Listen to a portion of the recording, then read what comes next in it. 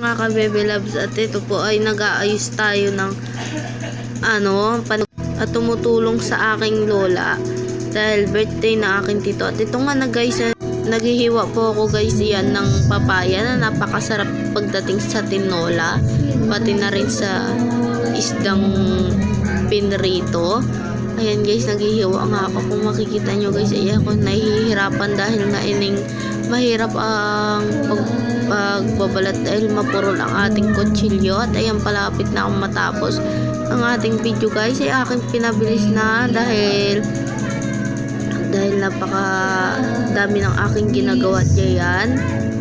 At guys, tumitingin-tingin niya ako kung may bibili baga sa mga paninda na amin, pero parang ayaw nila bumili dahil nakita nila ako charis.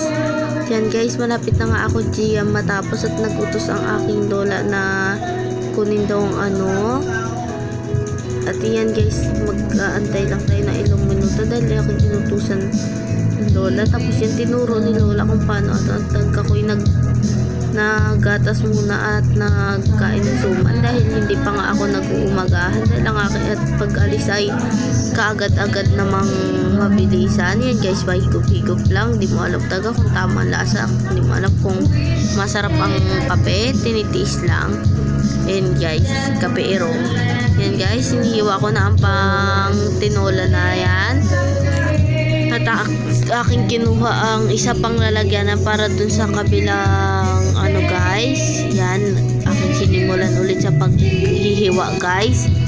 Yan, kung mapapansin nyo guys ay ako'y nagmamadali diyan dahil nga ay gagamitin na ang pang tinola dahil ito ay pakapi-kapi na nga lang muna ako diyan. Tapos yan guys, sinimulan ko na rin yung kabila guys na ni lola sa iba pang potahe guys. Ako dyan guys. Yan, at kinuha ko na rin ang ating pinakamalagkit na saluyot. Yan guys, pipili-pili na ako guys ng mga dahon na magaganda dahil hindi pwede ito sa guys, sa paninda. At ako'y nagkakape-kape muna ganyan. At may bumili nga guys dyan ng suman na malagkit, aking tinindahan. Yan guys, tinindahan kasi. Tapos yan guys, bumalik ako sa aking ginagawa. At kung makikita nyo nga guys, ang mga dahon ay hindi maganda, gawa ng mga uod. At aking sinimulan na guys yung pagkain. At yun guys, maya-maya lang ay aking sisimulan na rin ang pagkuha na lalagyan at ang isa pang gagawin ko guys na ang pinakamapait at pinakamasakit na nangyari, ang ating ampalaya.